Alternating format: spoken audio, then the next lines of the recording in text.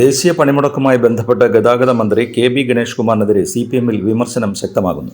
KSRTC ജീവനക്കാർ പണിമുടക്കില്ലെന്നും സർവീസുകൾ നടത്തുമെന്ന മന്ത്രിയുടെ പ്രഖ്യാപനത്തിനെതിരെ രൂക്ഷ വിമർശനവുമായി CPM നേതാവും മുൻ മന്ത്രിയുമായ AK ബാലൻ രംഗത്തെത്തി.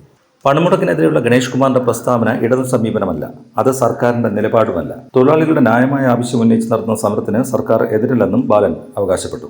സമരം ചെയ്യുന്നവരെ വില കുറച്ച് കാണാനാണ് പ്രസ്താവനയുടെ സാഹചര്യമൊരുക്കിയത്. മന്ത്രിയുടെ പ്രസ്താവന ഒഴിവാക്കേണ്ടതായിരുന്നു. ഇടതുപക്ഷ സമീപനമല്ല ഗണേഷ് കുമാർ പറഞ്ഞത്. സമരം ചെയ്യരുതെന്ന് പറയുന്നത് ശരിയല്ല. ഡയസ്നോൺ പ്രഖ്യാപിക്കുന്നത് സർക്കാരാണ്. സമരം ചെയ്ത ദിവസത്തെ ശമ്പളം വേണമെന്ന് തൊഴിലാളികൾ ഇതുവരെ പറഞ്ഞിട്ടില്ലെന്നും ബാലൻ പറഞ്ഞു. ഇന്നലെ മന്ത്രിക്കെതിരെ രൂക്ഷ വിമർശനം നടത്തിയ ഇടതുമുന്നണി കൺവീനർ TP രാമകൃഷ്ണൻ ഇന്നും ഗണേഷ് കുമാറിനെതിരെ രംഗത്തെത്തി.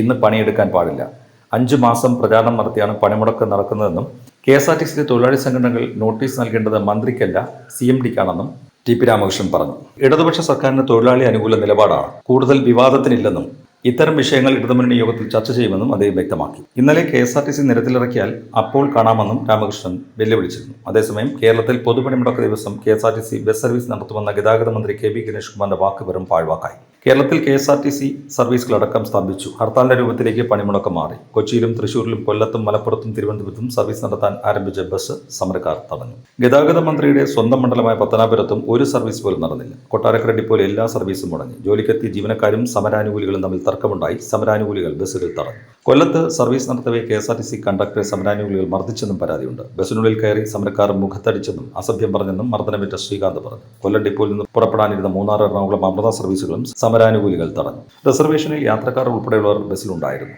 സമരാനുകൂലികൾ കൊടികുത്തി ബസ് തടയുകയായിരുന്നു.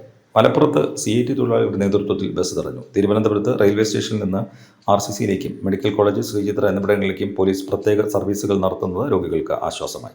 അതേസമയം പണിമുടക്കിന്റെ ഭാഗമായി സംസ്ഥാനത്ത് എവിടെയും കാര്യമായ അക്രമങ്ങൾ ഉണ്ടായിട്ടില്ലെന്ന് TP രാമകൃഷ്ണൻ അവകാശപ്പെട്ടു.